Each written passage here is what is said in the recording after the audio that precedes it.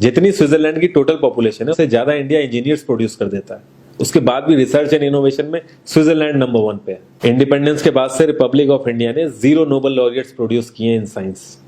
USA ने 100 plus कर दिए। ASER की रिपोर्ट के हिसाब से 83% एजुकेटेड इंडियंस एम्प्लॉयबल ही नहीं है।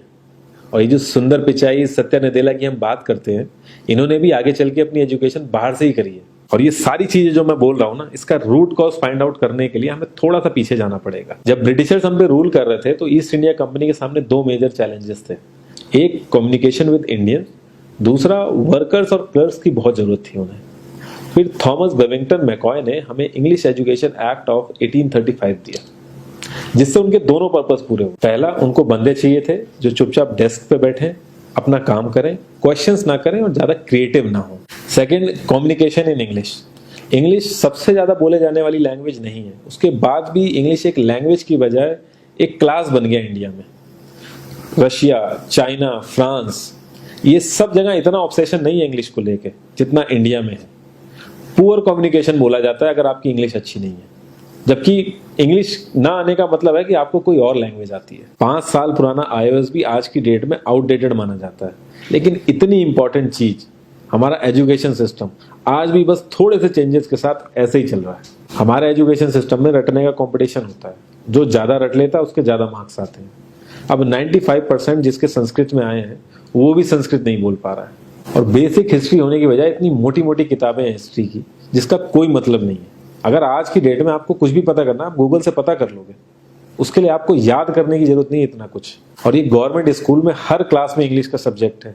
12-12 साल लगाने के बाद भी लोग इंग्लिश नहीं बोल पा रहे हैं। और बिना किसी बुक को पढ़े 5 साल का बच्चा सीख लेता है, क्योंकि उसको वैसा एनवायरमेंट मिल जाता है। A+B का whole square is equal to A² + B² + 2AB। इसका रियल लाइफ में क्या यूज है किसी को नहीं पता, न प्रिंसिपल, न टीचर, न बच्चे, बस पढ़ाए चले जा रहे हैं। हो सकता है इसका कुछ मतलब हो, लेकिन आप ट्राई करके देख लेना, किसी को नहीं पता। हाँ, 2AB की जगह अगर आपने 3AB बोल दिया तो 4 लोग हंसने वाले मिल जाएंगे आपके ऊपर।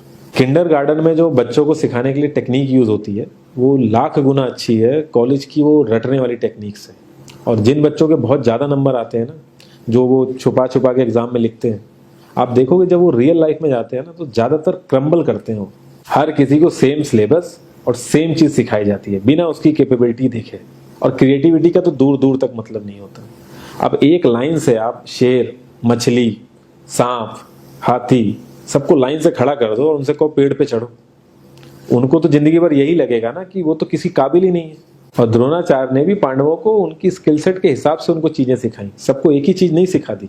और हमारे एजुकेशन सिस्टम में ज्यादा ऑप्शंस भी नहीं है। सबसे ऊपर साइंस, फिर कॉमर्स, और सबसे नीचे जाके कहीं नंबर आता है आर्ट्स का। आर्ट्स लेने वाले को तो लोग इतना हल्के में लेते हैं जैसे वो किसी काम का ही नहीं है। हर माँ बाप को तो इंजीनियर या डॉक्टर ही बनाना है। कॉलेज वाले अगर एक्स्ट्रा कोर्स रख भी देते हैं तो माँ बाप एंट्री नहीं कराएंगे, तो वो सारा पैसा बर्बाद होगा कॉलेज का। तो ऑप्शंस कहाँ से आएंगे? और बचपन से ही आपकी ट्रेनिंग स्टार्ट हो जाती है। माँ बाप, भाई बहन, रिलेटिव सब यही समझाते हैं अगर आपके मार्क्स नहीं आए और जॉब नहीं लगी तो आपकी जिंदगी बेकार। और लाइफ की क्रिएटिविटी को आप रखते हो साइड में, और ये अच्छे मार्क्स और अच्छी जॉब पाना आपका सपना बन जाता है। अब ये सपना पूरा हो जाता है तो बहुत बढ़िया है, दूसरे को जेलस फील कराओगे, नीचा फील कराओगे। और इस छोटी सी उम्र में अगर सपना टूट जाता है तो सेल्फ डाउट में आ जाओगे। इतना बाहर वाले आपको नीचा नहीं समझेंगे जितना आप खुद की नजरों में गिर जाओगे। आप किसी भी 4-5 सक्सेसफुल आदमियों के बारे में सोच के देखिए जिन्हें आप बहुत सक्सेसफुल मानते हो या जिनकी तरह लाइफ आप जीना चाहते हो। मैं ये कह सकता हूं कि वो इस एजुकेशन सिस्टम की वजह से तो सक्सेसफुल नहीं होंगे, चाहे वो जो भी हो। धीरू भाई अंबानी, विराट कोहली, आमिर खान, नरेंद्र मोदी, ये सब हमारे इस करंट एजुकेशन सिस्टम के ट्रैप में नहीं फंसे। इन्होंने खुद सीखा, खुद एजुकेट हुए और खुद आगे बढ़े। किसी कंपनी के सीईओ को अगर ये कहा जाए कि आप अपनी कंपनी के सारे डिपार्टमेंट में इंटरव्यू दीजिए, तो कोई गारंटी नहीं है कि वो सारे डिपार्टमेंट के इंटरव्यू निकाल लेगा।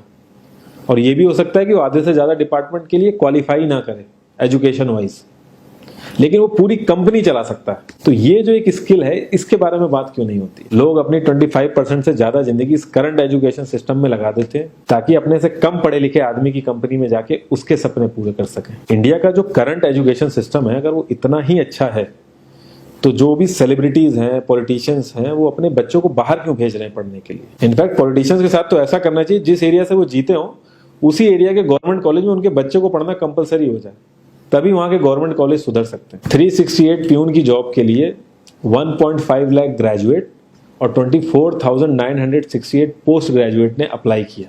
मैं IAS PCS की तो बात नहीं करता हूँ, वो तो एक पैशन की बात होती है, लेकिन कुछ लोग 5-5, 6-6 साल से तैयारी कर रहे हैं कि कोई भी गवर्नमेंट जॉब मिल जाए उन्हें। उनसे पूछोगे क्यों ऐसे इतने टाइम से लगे हुए हो, तो वो एक ही चीज़ बोलेंगे कि जॉब सिक्योर है। मतलब आप काम नहीं भी करोगे तो आपको निकाला नहीं जाएगा। ये सारी कामचोरी वाली बातें माइंड में इसीलिए आती हैं क्योंकि हमारा जो करंट एजुकेशन सिस्टम है वो इतना कॉन्फिडेंस ही नहीं देता है कि हम अपनी स्किल के दम पे कहीं जाके काम करें और हमें निकलने का डर ना हो।